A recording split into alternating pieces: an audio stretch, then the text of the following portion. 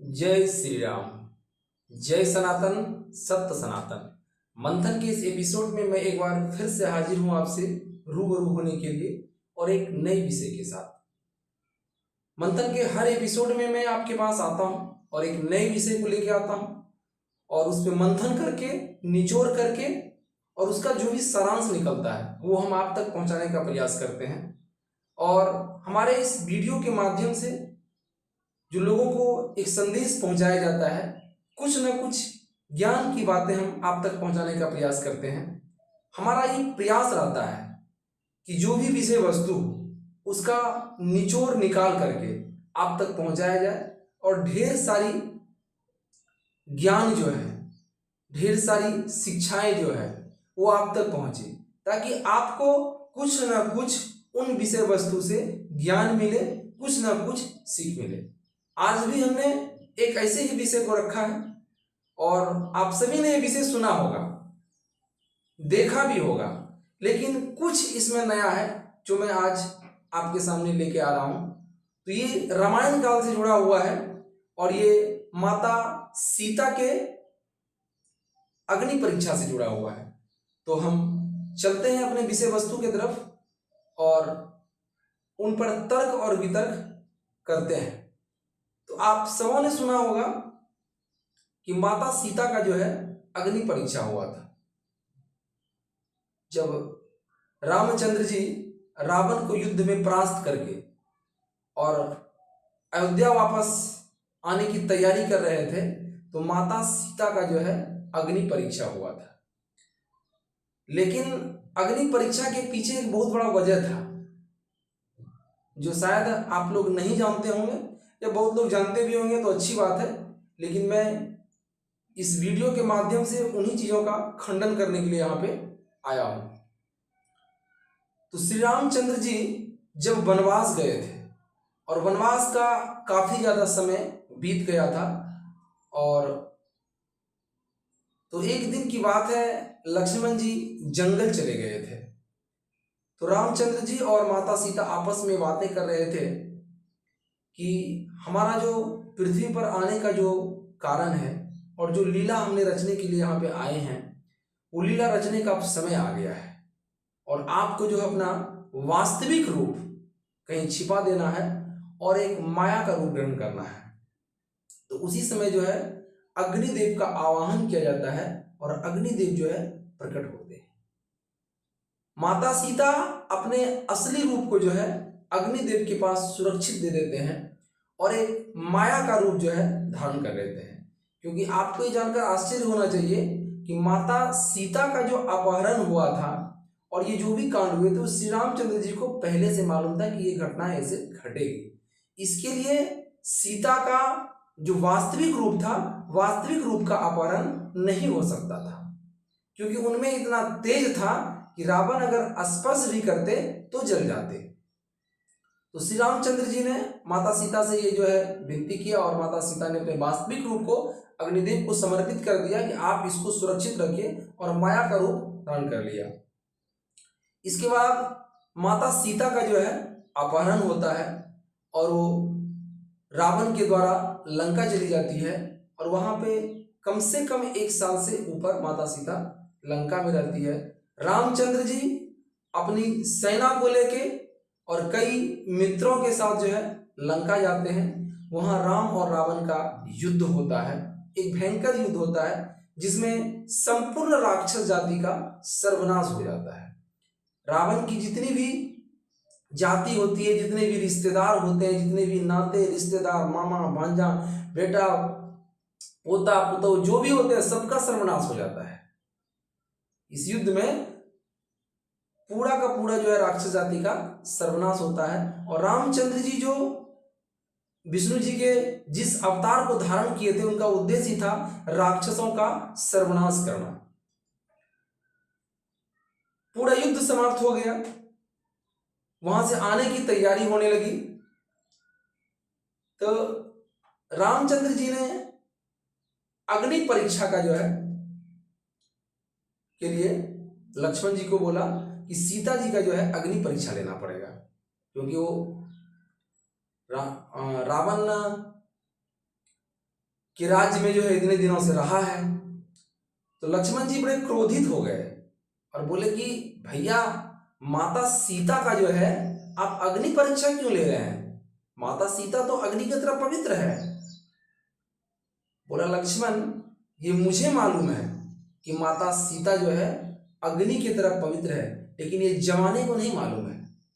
और जमाने भर लोग पूछेंगे कि माता सीता जो है रावण के राज्य में इतने दिनों तक रहा, तो मर्यादा पुरुषोत्तम राम ने उन्हें स्वीकार कैसे कर लिया? तो जमाने को बताने के लिए, जमाने को सबूत देने के लिए और जमाने को इस बात का जो है विश्वास दिलाने के लिए हमें माता सीता का जो है अग्नि परीक्षा करना पड़ेगा।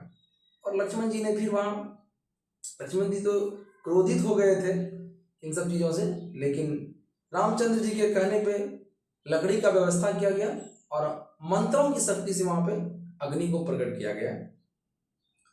और उसके बाद सीता जो है एक तरफ से अग्नि में प्रवेश करती है और दूसरे तरफ से जो है अग्निदेव माता सीता को लेके प्रकट हो जाता है। और माता सीता का जो वास्तविक रूप होता है वो श्री रामचंद्र जी को दे दिया जाता है, और जो माया का रूप होता है वो जो है अग्नि में समा जाता है। रामचंद्र जी जब वापस आते हैं अयोध्या,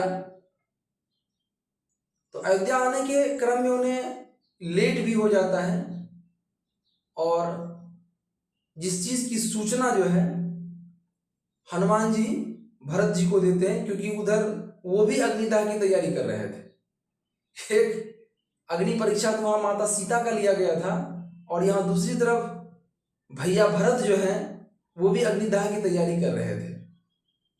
और इन चीजों का वर्णन माता सीता की, इसके लिए रामायण में, आप अगर रामायण पढ़े होंगे तो माता सीता के 2 रूपों का वर्णन मिलता है रामायण में।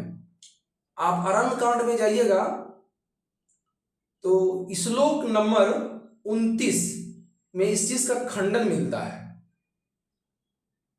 अरण्य कांड में श्लोक नंबर 29 में भी इन चीजों का खंडन मिलता है कि माता सीता का 2 रूप था, एक तो वास्तविक रूप था और एक माया वाला रूप था, जिसके साथ पूरा कांड हुआ, पूरा रामायण का युद्ध हुआ।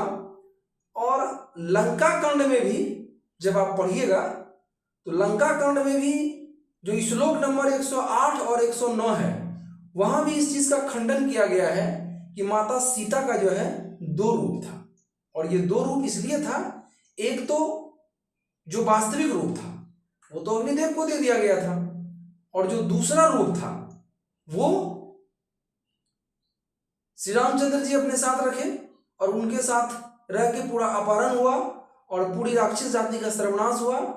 और जब वापस लौटने लगे तो श्री रामचंद्र जी अपने वास्तविक रूप को, सीता जी के वास्तविक रूप को लाने के लिए अग्नि परीक्षा किए थे। बहुत लोगों को ये नहीं मालूम है, और बहुत लोग इन चीजों पे उंगली भी उठाते हैं कि अगर प्रभु रामचंद्र जी तो सब कुछ जानने वाले थे, तो फिर माता सीता को उन्होंने अग्नि परीक्षा क्यों कराया था? तो अग्नि परीक्षा कराने का सबसे बड़ा जो कारण था वो था सीता के वास्तविक रूप को लाना, क्योंकि जब अयोध्या लौटना था तो सीता के वास्तविक रूप को लेकर लौटना था, ना कि माया के रूप को। और लोगों को ये बताने के लिए भी, क्योंकि जब अग्नि परीक्षा तो सीता जी ने दे दिया था, लेकिन रामचंद्र जी अयोध्या वापस लौटते हैं तो वहां जो प्रजा है, प्रजा फिर भी जो है उन पे उंगली उठाते हैं कि सीता जो है इतने दिनों तक लंका में रही, फिर भी रामचंद्र जी ने उन्हें स्वीकार कर लिया। और प्रजा में इस तरह की बातें हो रहा था। और उसके बाद भी सीता के जीवन में जो है ना कभी सुख नहीं लिखा था, सीता के जीवन में कभी सुख नहीं लिखा था।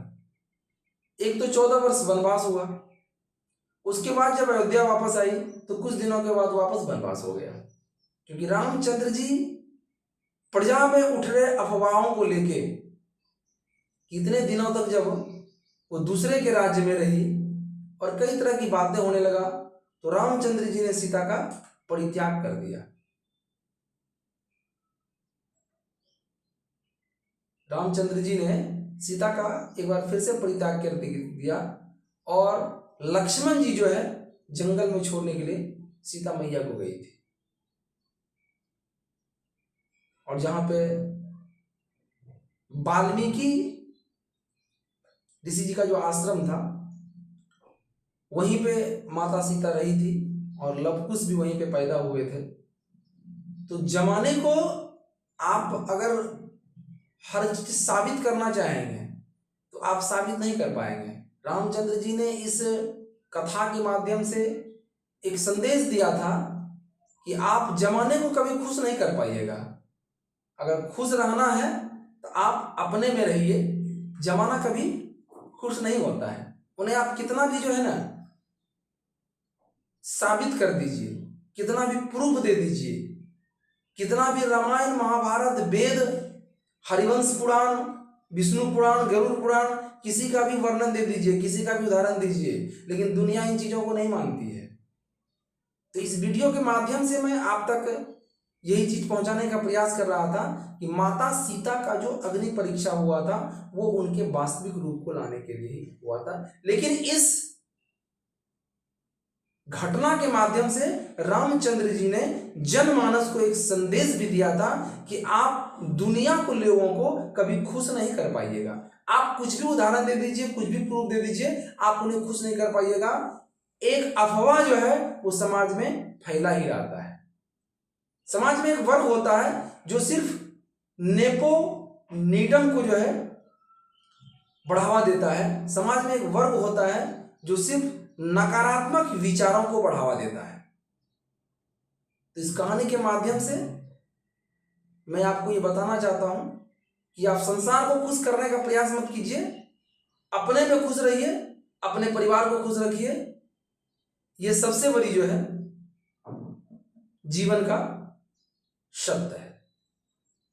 तो इस वीडियो के माध्यम से मैं आप तक ये पहुंचाने का प्रयास कर रहा था। और आपको अगर हमारा वीडियो पसंद आता है तो उन्हें एक लाइक जरूर करें और बेल आइकन को जरूर दबाएं ताकि हमारे हर नई वीडियो का अपडेट आपको मिलता रहे। जय हिंद, जय भारत।